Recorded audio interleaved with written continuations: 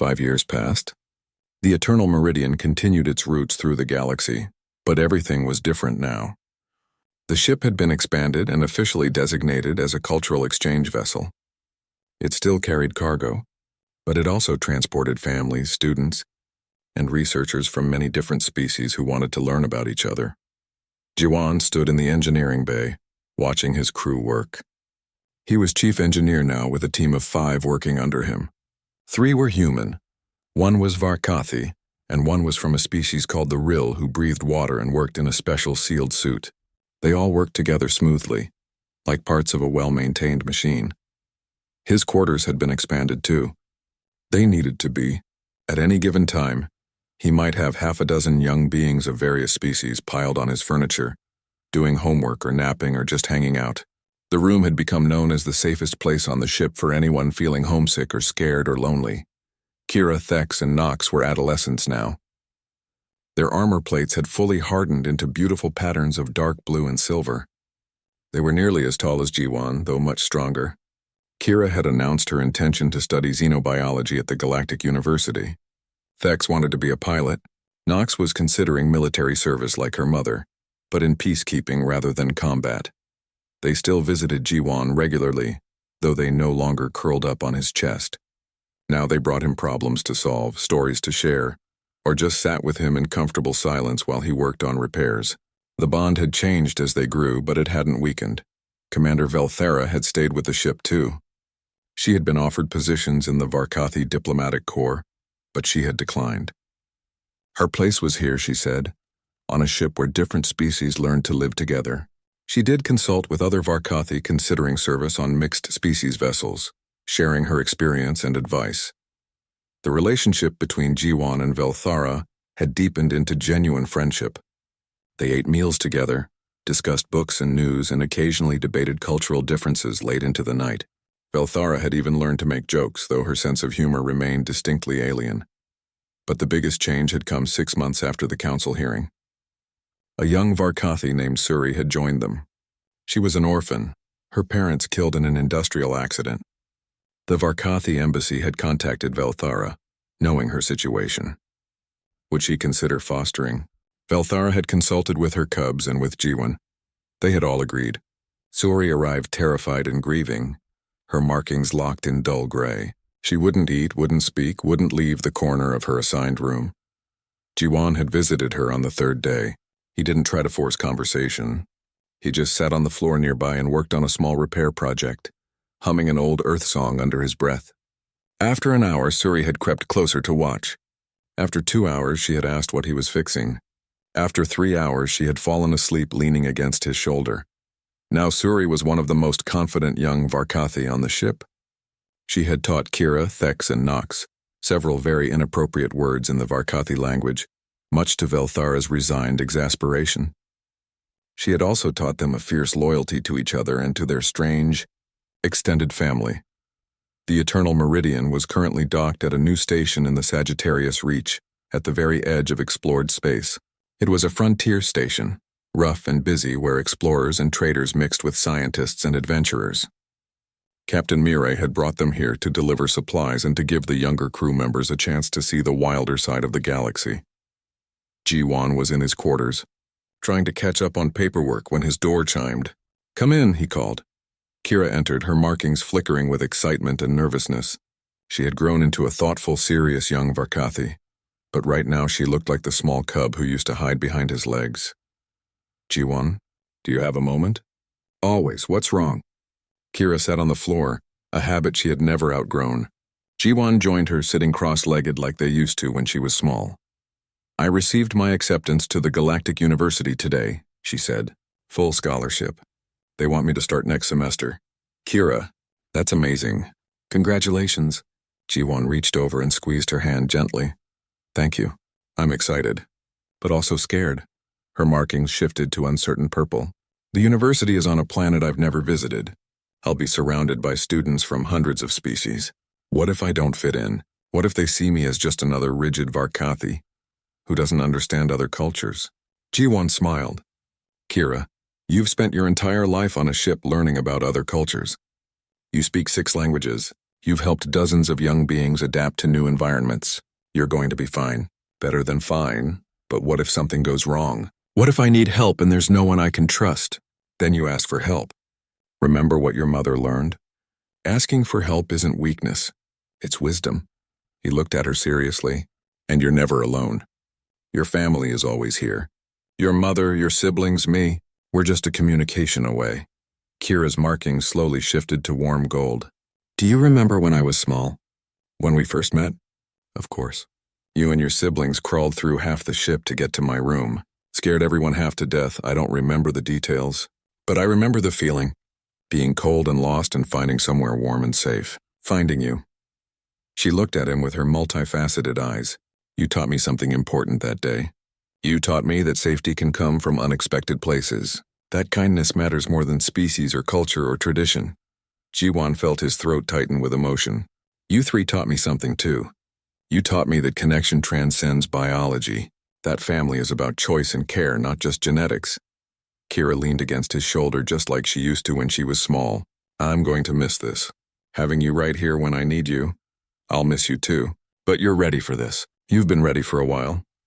He put his arm around her shoulders carefully, mindful of her armor plates. And hey, the university has breaks. You can come visit. Bring your new friends. We'll make space. They sat together quietly for a while. Then Kira stood. I should go tell Mother the news officially. She's probably already heard through the ship's communication system, but she'll want to discuss it properly. She's proud of you. We all are. After Kira left, Jiwon stood and walked to his window. The view showed the vast starfield beyond the station. Somewhere out there, billions of beings were living their lives, raising their families, making connections across the boundaries of species and culture. That famous photograph still circulated occasionally. Sometimes he saw it in news articles about cultural change in the galaxy, sometimes in educational materials about interspecies relations. It had become a symbol of something larger than the moment it captured. People often asked him what that moment meant. Why those cubs had chosen him. What message he wanted to send to the galaxy. But he never had a grand answer. He was just an engineer who liked fixing things. 3 scared cubs had needed warmth and safety, and he had provided it. That was all. Everything else that followed was just people realizing that maybe the old boundaries between species didn't need to be as rigid as they thought. His door chimed again. This time it was Thex and Nox arguing about something in rapid Varkathi. Behind them, Suri rolled her eyes dramatically. Jiwon, tell Thex that his flight simulation scores don't make him better than everyone else, Nox demanded. I never said better. I said more skilled. There's a difference, Thex protested. You're both annoying, Suri said cheerfully. Can we watch that Earth movie you promised us? The one about the flying cars?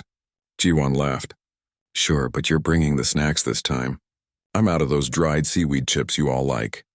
They piled into his room, arguing about snack choices and debating whether the movie's depiction of future technology was realistic. Velthera arrived a few minutes later, having heard the commotion. Captain Mirai stopped by after that, and then Hyun with fresh tea.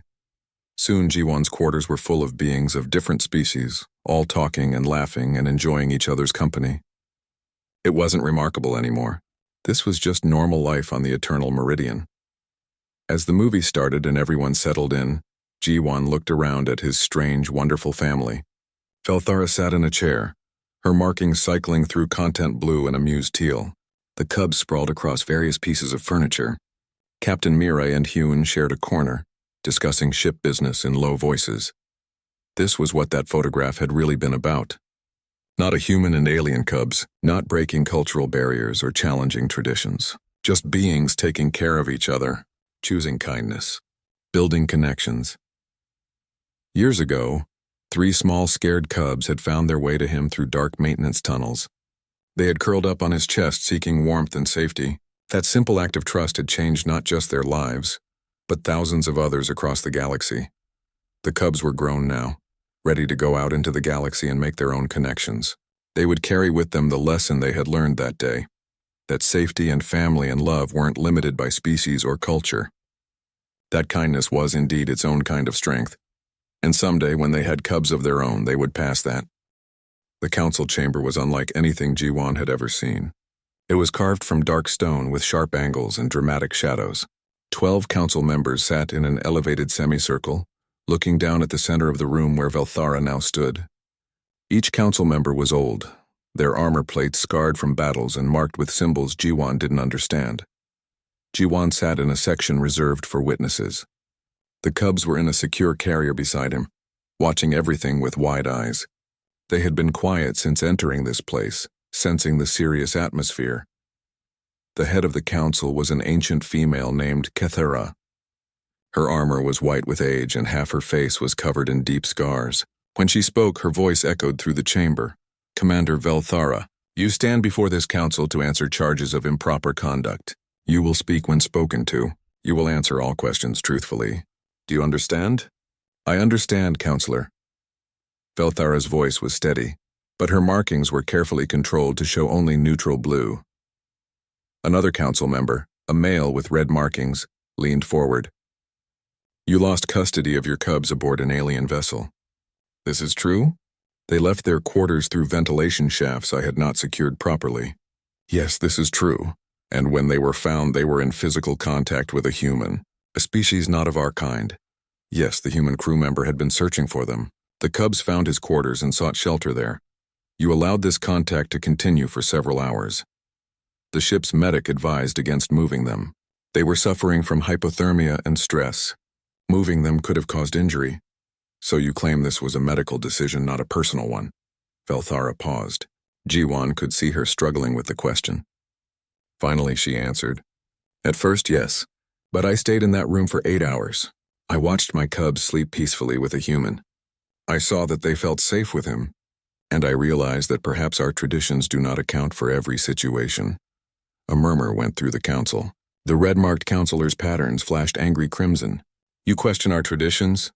I question whether traditions created for one environment should remain unchanged when our environment changes. We now live in a galaxy with hundreds of species. Perhaps some adaptation is wise. The council chamber erupted in clicking and hissing. Some council members' markings flashed approval. Others showed clear anger. Kethera raised one hand and silence fell immediately. Bold words, Commander, but words are not evidence. Kethera's eyes fixed on Velthara. Your cubs are young. They do not yet understand proper behavior, but they are learning every day. If they learn to trust aliens, to show vulnerability to outsiders, how will they survive as adult Varkathi? How will they integrate into our society? With respect, Counselor, I believe they will be stronger for having learned to build bridges rather than walls. Kethera leaned back. We shall see. Bring forward the human. Jiwan's heart hammered as he stood. A guard gestured for him to enter the center of the chamber. His legs felt weak as he walked across the stone floor. He had never felt so small or so out of place. Hundreds of Varkathi eyes watched him from the gallery above. The council members stared down at him with expressions he couldn't read. State your name and purpose. Kethera commanded. My name is Jiwan. I'm an engineer on the Eternal Meridian. His voice sounded too quiet in the huge chamber. You are the human who made contact with Commander Velthara's cubs. I didn't make contact. They came to me. I was just sleeping in my room and they climbed onto me. And you did not call for help immediately? They were cold and scared. I called as soon as I could without disturbing them. The medic said moving them too fast could be dangerous. The red-marked counselor spoke. How did you lure them to your quarters? I didn't lure them. I don't even know how they got in. My door was locked. Cubs do not simply choose random aliens to bond with. You must have done something, used some technique. Perhaps humans have ways of manipulating young creatures. Jiwan felt anger rising in his chest. I didn't manipulate anyone. I was searching for them all day because everyone was worried. When I found them, I kept them safe. That's all? Kethera held up a hand again. Enough, we will see for ourselves. Release the cubs, a guard opened the carrier. Kira, Thex, and Nox tumbled out onto the stone floor. They looked around, clearly confused by the strange place and all the watching eyes. Their small bodies tensed, ready to run. Jiwan knelt down slowly. He didn't call to them or reach for them. He simply opened his arms and waited, making himself available. For a moment, nothing happened. The cubs looked at their mother, at the council, at the crowd. Then Kira chirped and ran toward Jiwan. She climbed up his arm and onto his shoulder. Thex and Nox followed immediately, wrapping themselves around his torso. The chamber went silent. Every Varkathi present watched as the three cubs made that deep thrumming sound, the sound that meant safety and family. Kira nuzzled under Jiwan's chin. Thex curled around his arm. Nox perched on his shoulder and looked out at the council with curious eyes. Cathara leaned forward, her scarred face unreadable. Explain to this council why offspring of a warrior species seek comfort from a prey species. Jiwan took a breath.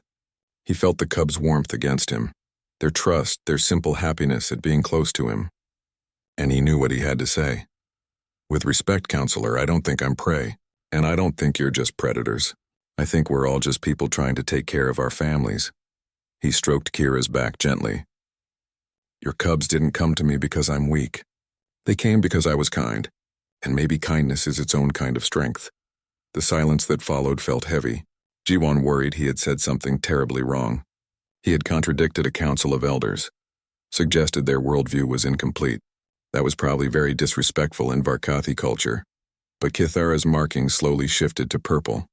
She looked at Velthara, then at Jiwan, then at the cubs who were completely relaxed in the human's arms.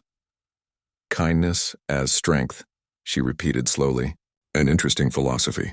Tell me, human, do you know what sound those cubs are making? Commander Velthara told me. It's the sound cubs make with their parents when they feel safe. Yes.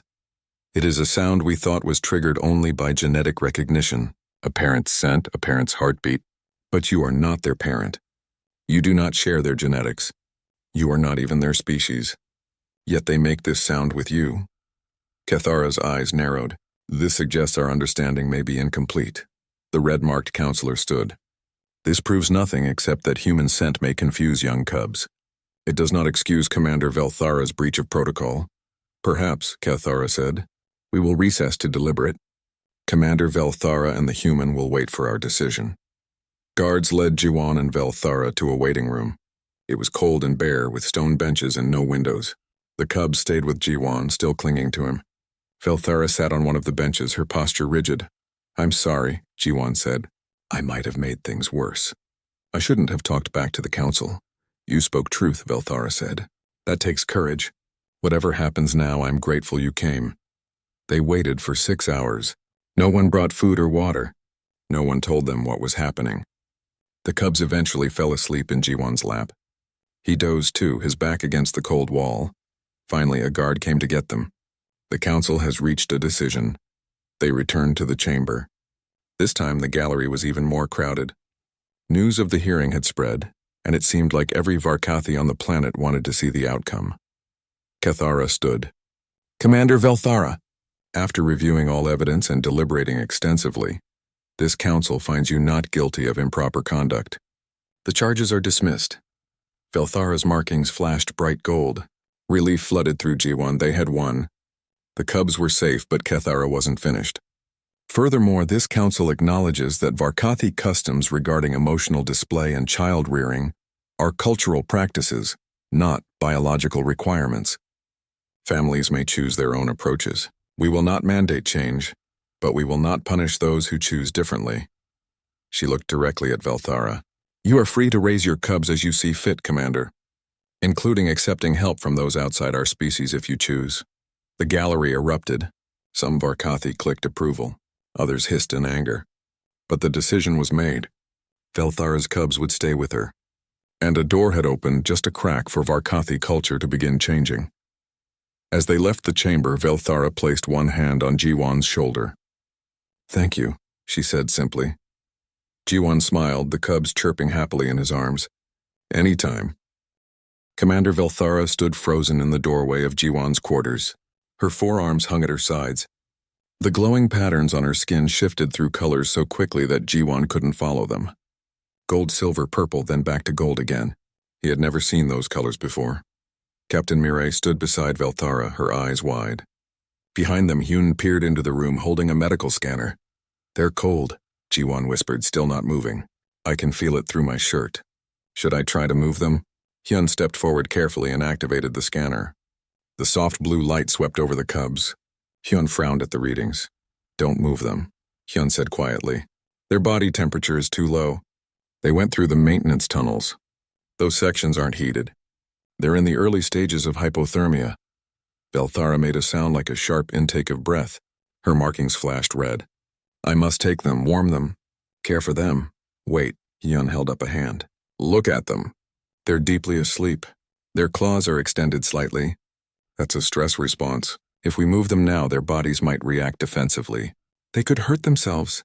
Or others. Jiwon felt the small claws pressing against his shirt. Not hard enough to cut through the fabric, but definitely there. The cubs were holding on to him. How long do I need to stay like this? Jiwon asked. Hyun checked the scanner again.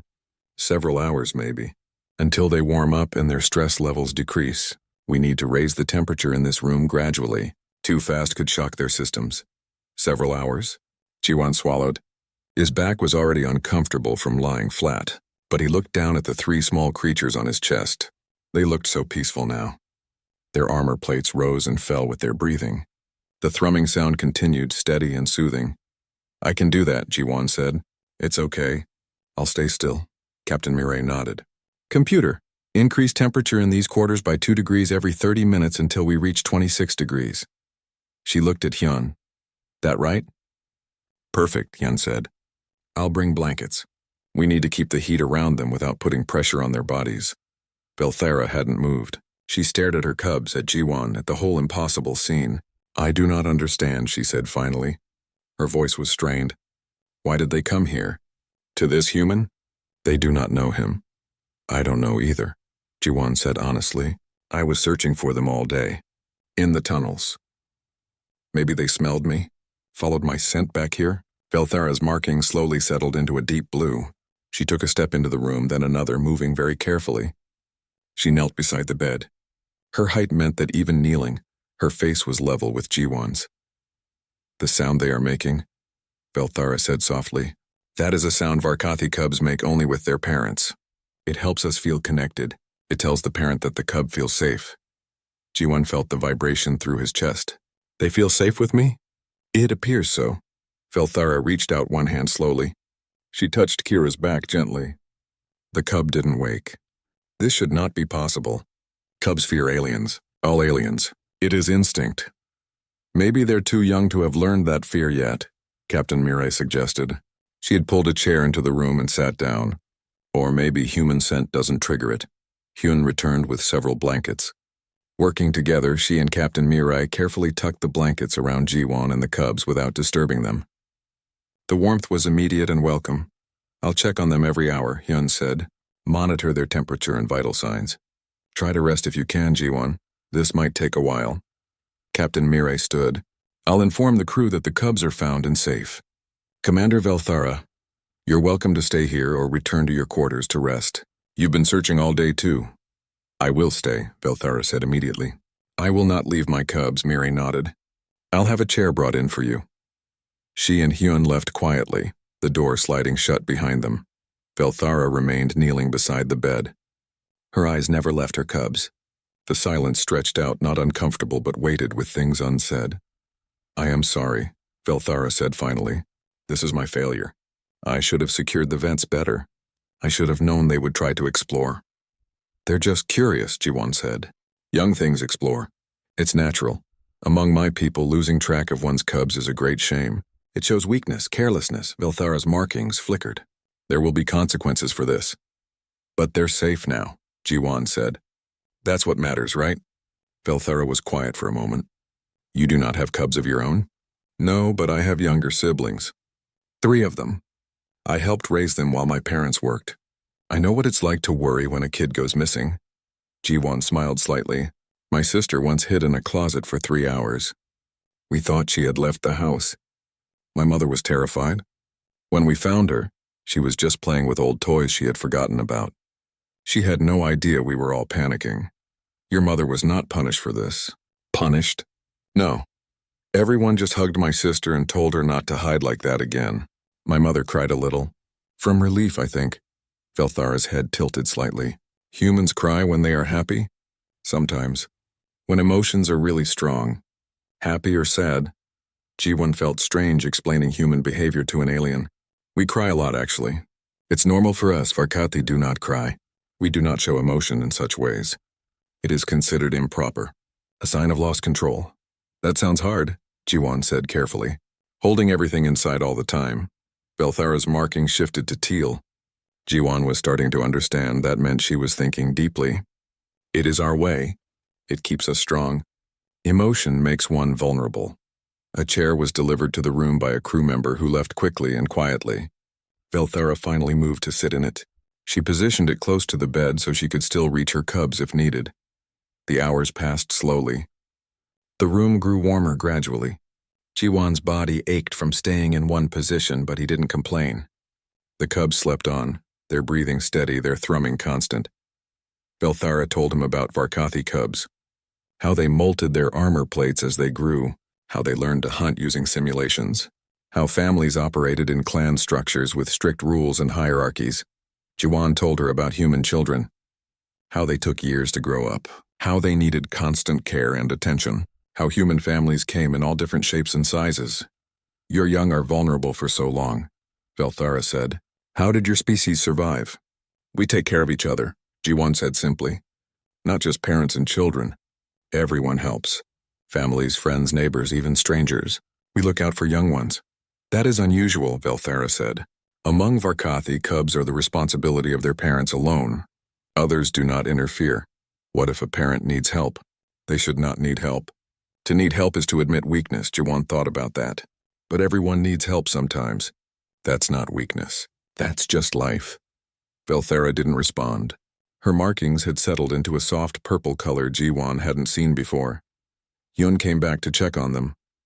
The scanner showed the cubs' temperature was rising steadily. Their stress levels were decreasing. Everything looked good. Another few hours, Hyun said. They're doing well. How are you holding up, Jiwan? I'm okay, Jiwan said, though his back was screaming and his legs were going numb. I can last. As dawn cycle approached, the ship's lights began to brighten gradually. The cubs stirred. Kira lifted her small head. Her eyes, still cloudy with youth, focused first on Jiwan's face. Then she turned her head toward her mother. Kira made a soft chirping sound. She extended one small arm toward Belthara. The message was clear even without words. She wanted her mother close. Belthara stood and moved to the bed. She knelt again. Slowly, carefully, she placed one hand on Kira's back. Kira chirped again. Her other arm remained planted firmly on Jiwan's chest. Another invitation. She wanted both of them close. For a long moment, Belthara didn't move. Then she reached out with her second hand and placed it very gently on Jiwan's shoulder. The touch was light, formal, but it meant something. Acknowledgement, acceptance, maybe even gratitude. Thank you, Belthara said quietly, for keeping them safe. Anytime, Jiwan said and meant it. The door opened again. Captain Mirai entered, followed by Hyun. Mirai held up her personal camera. Do you mind if I take a picture? Mirai asked. For the ship's records. This is worth documenting. Belthara hesitated, then nodded once. The camera flashed softly. The image captured showed Jiwan lying still with 3 small aliens curled on his chest. Belthara's hand rested on his shoulder. All of them were bathed in the gentle blue light of the ship's artificial dawn. It was a simple picture. A private moment. None of them knew that within days this image would spread across the entire galaxy. None of them knew how much was about to change. For now, they only knew that the cubs were safe. That was enough. 3 days after the cubs were found, the Eternal Meridian docked at Tauri Station. It was a massive structure that floated in space, home to thousands of beings from dozens of different species. Ships came and went constantly, bringing cargo and passengers from across the galaxy. Jiwan was working in the engine room when he heard the commotion. Voices echoed through the corridors louder than usual. He wiped grease from his hands and stepped out to see what was happening. A crew member named Daehyun ran past, looking excited and nervous. Jiwan, have you seen the news feeds? You're famous. What? Jiwan called after him, but Daehyun was already gone. Jiwan found Captain Mirai in her office. She looked tired and stressed. Her desk screen showed dozens of messages, all marked urgent. More messages kept appearing as he watched. Captain? What's going on? Mirai looked up. The photo. The one I took of you and the cubs. Someone leaked it to the Galactic Network. Jiwan's stomach sank. Leaked it? It's everywhere. Every news station, every social platform, every species communication network. The image of a human with Varkathi cubs sleeping on his chest has gone viral. Mirai turned the screen toward him. Take a look. The screen showed the photo, but also hundreds of articles and comments in dozens of languages. Some he could read, others were in alien scripts he didn't recognize. The headlines varied, but the shock was universal. Human bonds with predator species cubs. Varkathi mother allows alien contact with offspring. Breaking barriers, the photo that changes everything. I don't understand, Jiwan said. Why is this such a big deal? Because Varkathi are known across the galaxy as one of the most rigid species culturally. They don't show emotion. They don't let other species near their young. And here's proof of a Varkathi commander allowing her cubs to not just interact with a human, but to bond with one. Mirai rubbed her temples. You've accidentally started a cultural revolution. Over the next few hours, Jiwan learned just how big this had become. His personal messages were flooded. Thousands of people wanted to talk to him. Some were journalists. Some were scientists. Some just wanted to say they thought the photo was beautiful. Others sent angry messages saying he was corrupting Varkathi culture. Velthara received even more attention. Her own people were divided. Some Varkathi praised her for showing that their species could adapt and grow. Others condemned her for weakness and improper behavior. That evening, Velthara was called to a private communication channel. Jiwan saw her afterward in the common room. Her markings were dull gray, which he had learned meant deep distress. Commander? Jiwan approached carefully. Are you all right? Velthara looked at him. I have been summoned to Varkath Prime. The High Council wishes to speak with me about my conduct. They have suggested that my cubs should be placed with a more appropriate guardian. What? They can't take your cubs. They can, if they determine I am unfit to raise them properly. Her voice was flat, emotionless, but Jiwan could see the pain in the way she held her body. I have disgraced my family name. I have shown weakness publicly. I have allowed aliens too close to my offspring. These are serious violations of our cultural codes, but you didn't do anything wrong. The cubs came to me on their own. You were just taking care of them. That is not how my people will see it. Velthara stood. I must prepare for the journey. I leave tomorrow. Can we help? The captain, me, anyone? This is a Varkathi matter. Humans cannot interfere. She walked toward the door, then paused. But thank you for offering.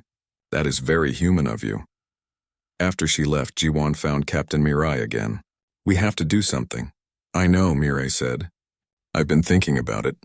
The Eternal Meridian is scheduled to deliver cargo to Varkath Prime next week anyway. What if we moved up the schedule? Went with her?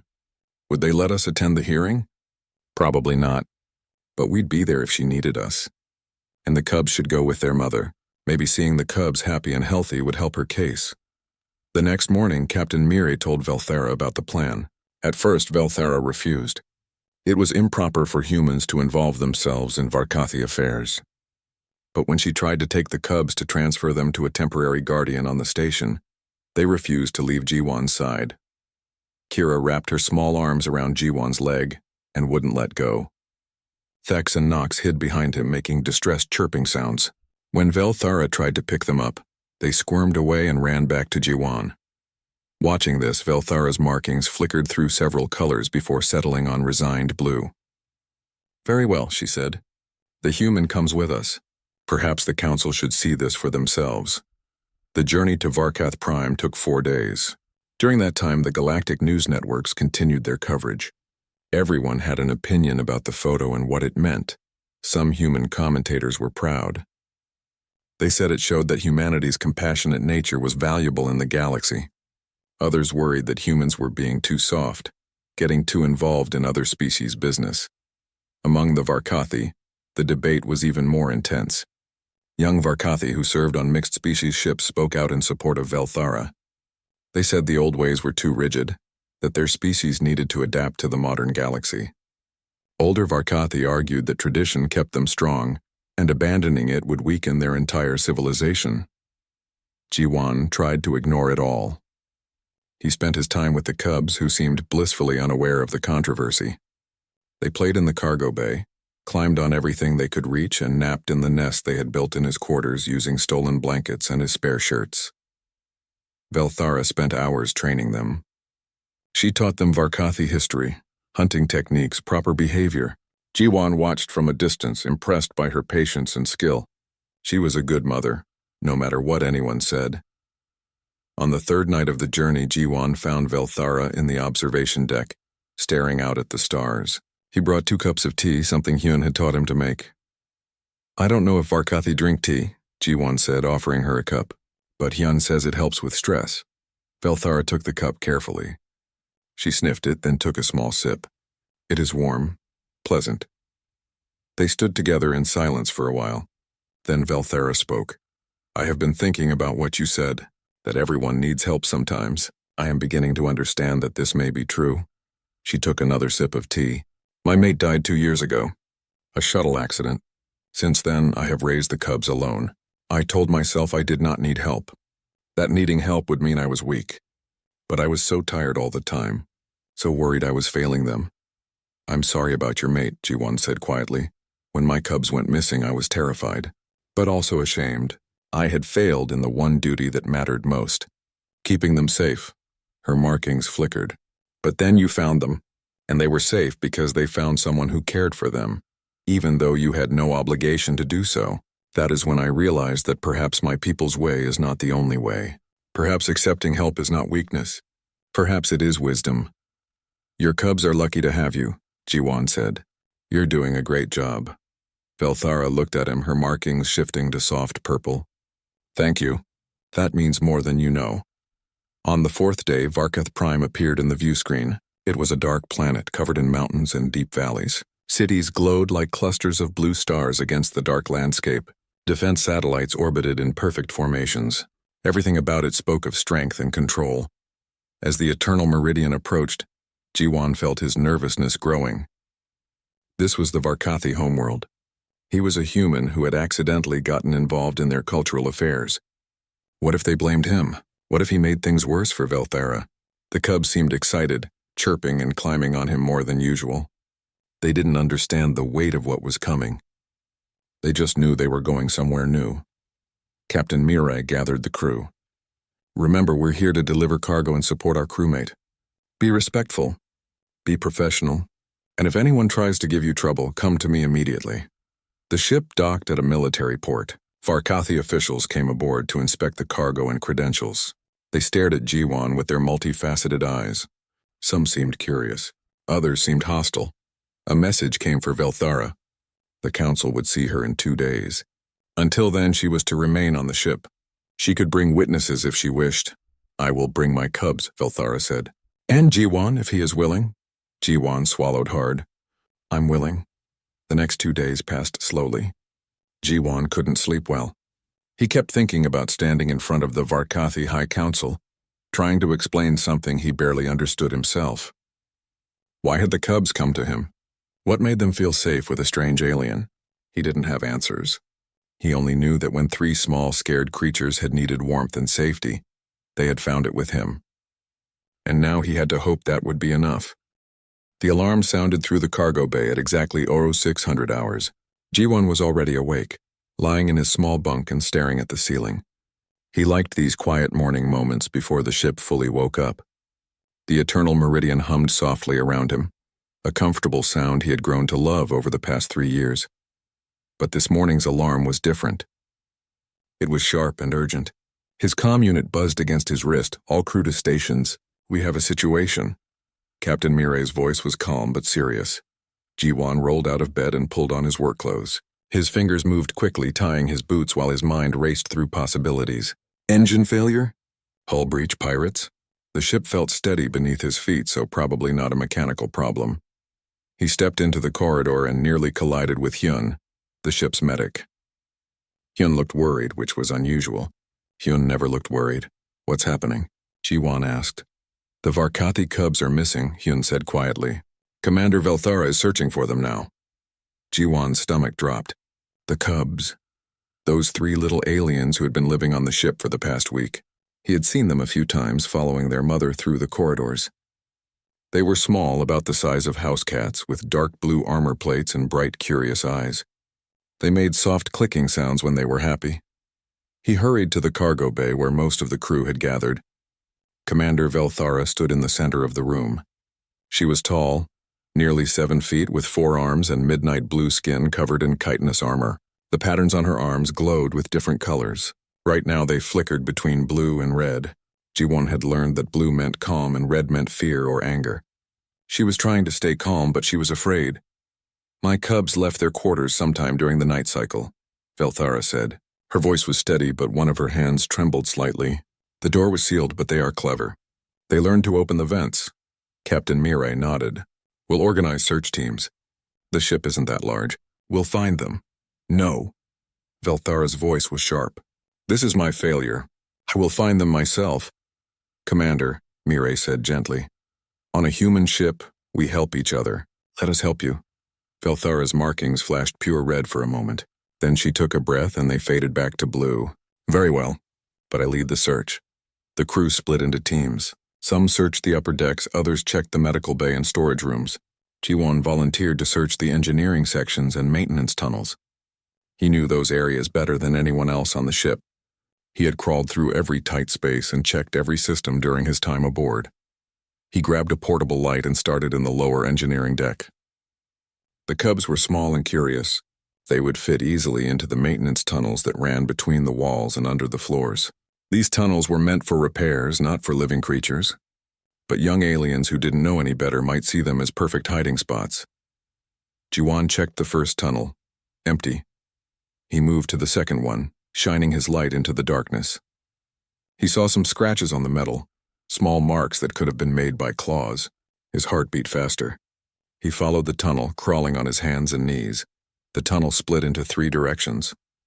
He checked each one carefully. More claw marks, but no cubs. They had been here, but they had moved on. Hours passed. Ji-won's knees hurt from crawling and his back ached. He heard other crew members calling out, their voices echoing through the ship. "Here, cubs. Come here." But there were no answers. No clicking sounds. No movement. Ji-won climbed out of another tunnel and sat on the floor for a moment. He was in the corridor near the crew quarters now. He wiped sweat from his face and checked his comm unit. Nothing. No one had found them yet. He thought about the cubs. Why would they leave their mother? Velthara seemed strict but caring. He had watched her with the cubs during mealtimes. She fed them carefully, taught them things in her clicking language, kept them close. They seemed happy. Maybe they were just curious. Young creatures were like that, human or alien. His own younger sister used to hide in closets and under beds just to explore. Once she had gotten stuck behind the refrigerator and their mother had panicked. They found her an hour later, fast asleep in the small space, perfectly content. Ji-won smiled at the memory. Then his smile faded. This was different. The ship was big and full of dangerous equipment. The cubs could get hurt. He stood up and continued searching. He checked behind the water recycling units, under the power conduits, inside the empty cargo containers. He found more signs that the cubs had been in these areas. A small piece of torn fabric. A scratch mark. But no cubs. The ship's artificial day cycle shifted to evening. Lights dimmed automatically. Ji-won's stomach growled. He hadn't eaten since breakfast. He should probably take a break, get some food, rest for a moment. He walked back to his quarters, his feet dragging with exhaustion. He had been searching for 14 hours. His whole body ached. Other crew members passed him in the corridors, looking just as tired. No one had found the cubs. Ji-won opened the door to his room. It was small but comfortable. A bed, a desk, a small bathroom. He had put up a few pictures of his family on the walls. His work tools were neatly arranged on the desk. Everything was exactly as he had left it that morning. He sat on the edge of his bed and pulled off his boots. His feet were sore. He lay back just for a moment, just to rest his eyes. He would get up in a few minutes and continue searching. But right now he needed to stop moving. The bed was soft. The room was quiet. Ji-won closed his eyes. He would rest for just 5 minutes. 5 minutes and then back to searching. He felt himself starting to drift off. His breathing slowed. His muscles relaxed. Then he felt something, a weight on his chest. Light at first, then heavier. His eyes opened. 3 small shapes were climbing onto him. Dark blue armor plates gleamed in the dim light. 6 bright eyes looked down at him. The cubs, all 3 of them. They had somehow gotten into his locked room and were now settling onto his chest, like it was the most natural thing in the world. Ji-won froze. He didn't dare move. The largest cub, which he thought might be Kira, tucked her head under his chin. The other 2, Thex and Nox, curled up together over his heart. They were cold. Their little bodies felt like ice against his chest. Then they started making a sound, a deep rhythmic thrumming that vibrated through his ribcage. It was strangely soothing. Jiwan had never heard them make this sound before. He needed to call someone, tell them he had found the cubs, but his comm unit was on his wrist and moving his arm might wake them. They seemed so peaceful now after hours of being lost and alone. Their little claws rested gently on his shirt. "Computer," Jiwan whispered very softly. "Contact Captain Mirai." There was a soft beep. "Jiwan?" Mirai's voice came through the room's speakers, thankfully at a low volume. "Did you find something?" "I found them," Jiwan whispered. "They're in my quarters. They're on top of me. They're sleeping." A pause. "Say that again." "The cubs. They're here. All three. They're curled up on my chest. I think they're cold. What should I do?" Another pause, longer this time. "Don't move. We're coming to you." Jiwan lay very still. The cubs' thrumming continued, steady and rhythmic. He could feel their heartbeats through their armor plates. They were so small and vulnerable like this. Whatever had made them wander through the ship's tunnels and vents to reach his room. They had come here looking for something. Safety, maybe, or warmth, or just a quiet place to rest. He heard footsteps in the corridor outside. Several people were coming. The door slid open quietly. Jiwan couldn't turn his head to see who entered, but he heard Captain Mirai's voice, very soft. "By the stars," she breathed. Then another voice, deeper and clicking. "Velthera." The cub's mother had arrived.